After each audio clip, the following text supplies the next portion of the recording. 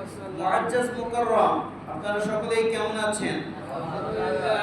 আলহামদুলিল্লাহ, আপনাদের দোয়ার বরকতে আমিও ভালো আছি, আলহামদুলিল্লাহ। আজকে এমন একটা দিবস, শুক্রবারের দিন, কত পবিত্র একটা দিন, মুসলমানদের ঈদের দিন। আর একটা গুরুত্বপূর্ণ বিষয় হচ্ছে 1 মে তথা মে মাসের 1 তারিখ, যে মাসটা শ্রমিকদের আন্দোলন, শ্রমিকদের দাবি দেওয়া নিয়ে এই মাসের শুরু লগ্নেই সুসজ্জিত কিছু কারুকার্য রয়েছে। এই ব্যাপারে এই শ্রমিকদের দাবি নিয়ে ইসলাম কি বলে, ইসলাম শ্রমিকদের কি মর্যাদা দিয়েছেন, আর শ্রমিকদেরকেও আবার ইসলাম অনুযায়ী কিভাবে চলতে হবে, সেই বিষয়ে আল্লাহ তাআলা কুরআনুল হাকিমে বর্ণনা করেছেন। এবং কি শ্রমিক বলতেই নিজেকে ছোট মনে করবেন তা না। আল্লাহ তাআলা পৃথিবীতে যাদেরকে পাঠিয়েছেন সবাই শ্রমজীবী, সবাই কি শ্রমজীবী। যে ব্যবসায়ী সেও শ্রমজীবী, যে মিল কারখানায় চাকরি করে সেও শ্রমজীবী, যে মসজিদে চাকরি করে সেও শ্রমজীবী, সকলেই শ্রমজীবী। তো আল্লাহ তাআলা বলতেছেন কুরআনুল হাকিমে সূরা নজমের 39 নম্বর আয়াতে আল্লাহ তাআলা বলতেছেন, ওয়া আন্নাল লাইসা লিল ইনসান ইল্লা মা সাআ। চেষ্টা তদবির ছাড়া কেউ কোনো কিছু করতে পারে না। এই কথা দ্বারা ইল্লা মা সাআ, কেউ চেষ্টা না করলে আল্লাহ তাআলা কাউকে দিবে না। এখন আমি যদি মনে করি যে আল্লাহ তো আমার রিজিকের মালিক, এই কথা মনে করে যদি বসে থাকি আর ঠ্যাঙের উপর ঠ্যাং, হাতের উপর হাত উঠায় যদি বসে থাকি আর চিন্তা করি যে রিজিকের মালিক আল্লাহ, আমাকে সৃষ্টি করার 50,000 বছর পূর্বে আমার রিজিকের নীল নকশা আল্লাহ তাআলা তৈরি করেছেন, তাহলে আমার কিসের রিজিকের টেনশন? এটা চিন্তা করে যদি বসে থাকেন, হাতের উপর হাত, ঠ্যাঙের উপর ঠ্যাং দিয়ে যদি বসে থাকেন, আল্লাহ তাআলা কি আসমান ফাটায় বিরিয়ানির ডেক আপনার বাসায় পাঠাবে? তা পাঠাবে না। আপনাকে চেষ্টা করতে হবে, হাত খাটাইতে হবে। এই জন্য দেখেন সূরা জুমআর 2 নম্বর আয়াতে আল্লাহ তাআলা 10 নম্বর আয়াতে আল্লাহ তাআলা বলতেছেন, فإذا قضيت الصلاة فانتشروا في الأرض وابتغوا من فضل الله। যখন তোমার নামাজ শেষ হয়ে যায়, তখন তুমি সঙ্গে সঙ্গে আল্লাহ তাআলার অনুগ্রহকে, আল্লাহ তাআলার দেওয়া যে রিজিক, সেই রিজিককে তুমি অনুসন্ধান করো, তালাশ করো, রিজিকের জন্য বাইর হও। আবার দেখেন অন্যত্র সূরা নাবার আয়াতের ভিতরে আল্লাহ তাআলা বলতেছেন, ওয়াজআলনা নাওমাকুম সুবাতা, আমি কি রাতকে তোমাদের জন্য বানাই নাই ক্লান্তি দূরকারী, যে রাত্রে তোমরা ঘুম পারো, ঘুমের মাধ্যমে ক্লান্ত দূর হয়ে যায়। ওয়াজআলনা আন-নাহারা মাআশা, আর আমি কি দিনকে বানাই নাই তোমাদের জন্য রিজিক অন্বেষণের ক্ষেত্র। এই জন্য কি করতে হবে? রিজিককে অন্বেষণ করতে হবে, আর অন্বেষণের জন্য কাজ করতে হবে। আর সেই অন্বেষণের জন্যই, এই কাজ করার জন্যই 1800 শতাব্দী থেকে আমেরিকাতে এই কাজ করার জন্য মিল কারখানা গড়ে তোলে। 19 শতাব্দীর শেষের দিকে মিল কারখানা হইতে থাকে, সেইখানে জমজমাট ব্যবসা বাণিজ্য, কল কারখানা চলতে থাকে। এরপরে যখন 1800 শতাব্দী থেকে পার হয়ে 1900 শতাব্দী পর্যন্ত ভালোভাবে চলতে চলতে যখন শ্রমিকরা তাদের ন্যায্য অধিকার পেল না, না পাওয়ার কারণে তারা আমেরিকাতে তারা আন্দোলন করে। সেই আন্দোলনের সেই সমাবেশ স্থলে ছিল 3 লক্ষ মানুষ। 3 লক্ষ মানুষের সমাগম হয়েছিল সেই আন্দোলনে। ওখানে আন্দোলন করার পর একটা বোমা সেখানে বিস্ফোরণ হয়, আর তাদেরকে ছত্রভঙ্গ করতে গিয়ে পুলিশ গোলাগুলি শুরু করে দেয় এবং সেইখানে কিছু শ্রমিক নিহত হয়, জ্বলে পুড়ে ছারখার হয়ে যায়, গুলির আঘাতে নিহত হয় বা শাহাদাত বরণ করেন। এরপরে ওইখান থেকে আন্দোলন চলতে থাকে। চলতে চলতে এরপরে প্যারিসে এসে একটা আন্দোলন হয়।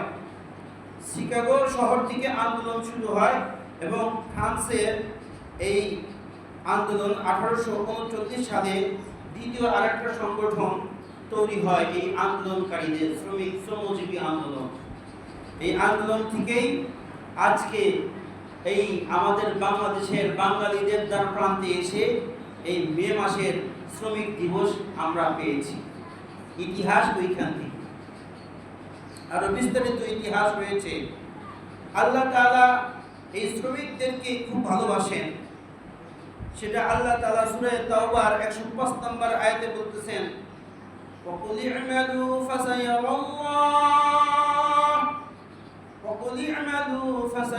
اللَّهُ أَعْمَالَكُمْ, যে আল্লাহ তাআলা এই শ্রমিকদেরকে যে কাজ করে এই কাজটা আল্লাহ তাআলা দেখেন। আল্লাহ তাআলা দেখতেছেন, আল্লাহ পর্যবেক্ষণ করতেছেন।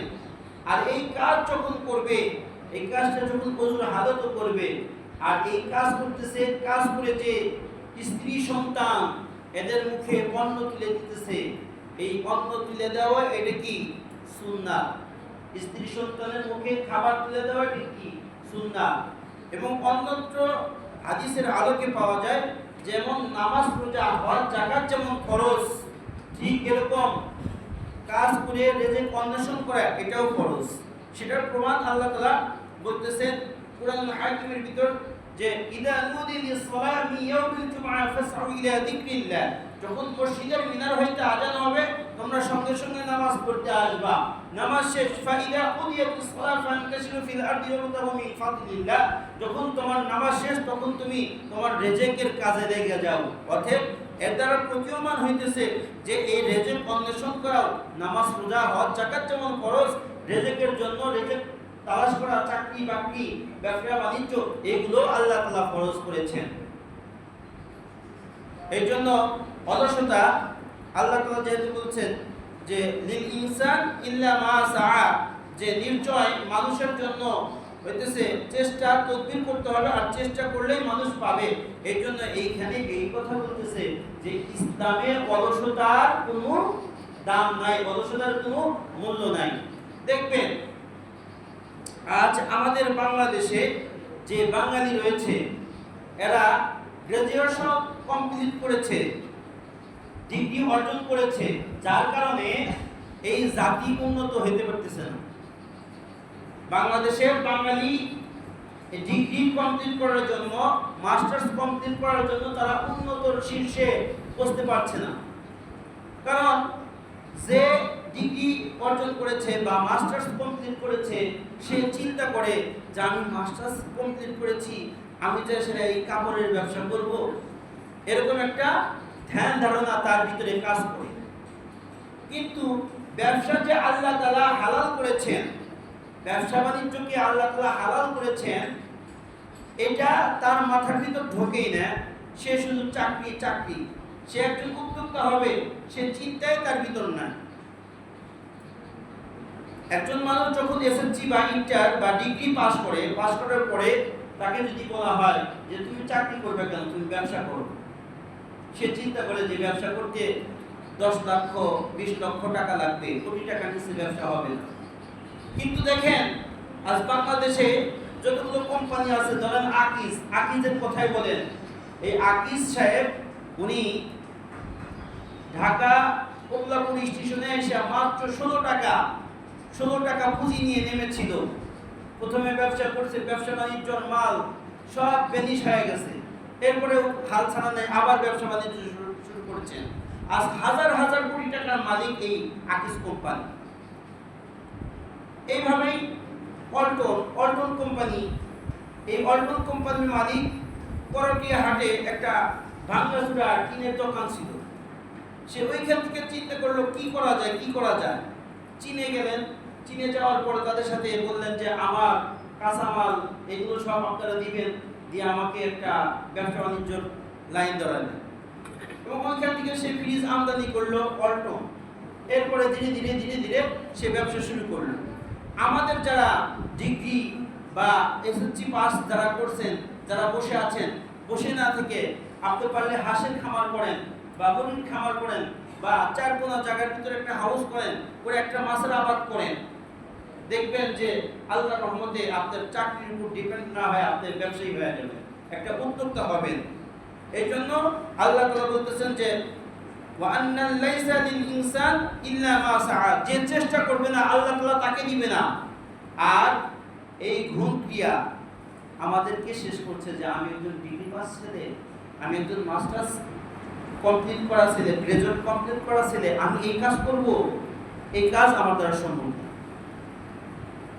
এই যে আমি আপনাদের এখানে দাঁড়া আছি, আমি আপনাদের এখানে জুমা পড়াই, এরপরেও সারাক্ষণ আমার মাথার ভিতরে কিলবিল করে যে আমি কিভাবে একজন বিজনেস ম্যাগনেট হব। এটা শুধু আমার না, প্রত্যেকটা ইমামেরই, প্রত্যেকটা মসজিদের দিনদার পরহেজগার যারা ইমাম মসজিদ আছে সকলেরই এরকম উচিত। একজন ইমাম সে যদি এরকম ব্যবসায়িক হয় তখন সে সুন্দরভাবে মসজিদে দান করতে পারবে। আর আমি ইমাম যদি দেখি যে চেয়ারম্যানের কাছে না আমার জাকাতের টাকার জন্য যেতে হয়, তখন আমি কি করব? কোরআনের যে ফতোয়াটা মাসআলাটা আছে, এই চেয়ারম্যান সাহেবের বিরুদ্ধে আমার কথা যাবে, তখন আমি সুন্দর করে ভুলে বেলায় বা আমার নিজের স্বার্থকে প্রাধান্য দিতে গিয়ে ফতোয়া ভুল দিব। আজ এইগুলো চলতেছে কিনা? আজ এইগুলো চলার কারণেই মুসলিম বিশ্ব এখন পৃথিবীর প্রান্তে প্রান্তে মার খাইতেছে, কারণ তারা নিজেরা স্বচ্ছন্দ। এই জন্য সংগ্রামী ভাই ও বন্ধুগণ, আল্লাহ তাআলা এখানে বলতেছেন যে ব্যক্তি শ্রমিকের ঘাম শুকানোর পূর্বে আজুরা দিবে না, তার ব্যাপারে শাস্তি রয়েছে। আল্লাহ তাআলা তার বিরুদ্ধে মামলা করবেন, সেই মামলার বাদী আল্লাহ তাআলা নিজেই হবেন। হাদিসের কুদসির ভিতরে আল্লাহ তাআলা বলতেছেন যে রাজুলুন আকাবিহি তুম্মা গাদারা, যে ব্যক্তি আমার নামে অঙ্গীকার করেছে, এরপরে সেই অঙ্গীকার গাদ্দারি করেছে বা বিশ্বাসঘাতকতা করে ভঙ্গ করেছে, সেই ব্যক্তি কিয়ামতের আদালতে আল্লাহ তাআলা তার বিরুদ্ধে, আল্লাহ তাআলা সেই নিজেই ওই ব্যক্তির বিরুদ্ধে দণ্ডায়মান হবেন বা পাহাড় ধারণ করবেন, যে ব্যক্তি আল্লাহ তাআলার সাথে বিশ্বাসঘাতকতা করবে। তাহলে আমরা একটু তাকায় দেখি সেই দিনের কথা, যেদিন সমস্ত রূহকে আল্লাহ তাআলা একত্রিত করেছেন, করে বলেছিলেন আলাস্তু বিরাব্বিকুম, আমি কি তোমাদের রব নয়? তখন আমরা বলেছিলাম ক্বালু বালা, হ্যাঁ আপনি আমাদের রব, এই কথা বলেছিলাম। তাহলে দুনিয়াতে এসে আমরা কি করতেছি? একটু এটা নিজে ক্যালকুলেশন করলেই বের হয়ে আসবে। নাম্বার 2, যে ব্যক্তি এখন এইখানে অনেক কি হয়, এই যে আমাদের এখানে একজন মেহমান এসেছেন, চেয়ারম্যান সাহেব, এর সামনে ভোটে দাঁড়াবে, এখন একে আমি বিক্রি করে দিলাম, আর একজন তার কাছে টাকা পয়সা খায়া এই চেয়ারম্যান সাহেবকে বিক্রি করে দিলাম, চেয়ারম্যান সাহেব জানে না যে আমি বিক্রি হয়ে গেছি। এরকম যারা করে বা করে যারা টাকা পয়সা ইনকাম করতেছে, বাপটার মতো একটা ছেলেকে নিয়ে ঢাকাতে চাকরি দেওয়ার কথা কয়ে নিয়ে বেঁচে দিচ্ছে একটা হোটেলে। এরকম যে বিক্রি করে দিয়া আজাদকৃত মানুষকে বিক্রি করে দিয়ে যে টাকা খায়, এই ব্যক্তিকে আল্লাহ তাআলা কিয়ামতের আদালতে দাঁড় করাইবেন। নাম্বার 3, যে এই যে হাদিসের ভিতরে বলতেছেন যে উতুল আজিরা আজরাহু ক্বাবলা আন ইউজিফা আরাকুহু। আল্লাহ তাআলার পয়গম্বর ইবনে মাজার 42তম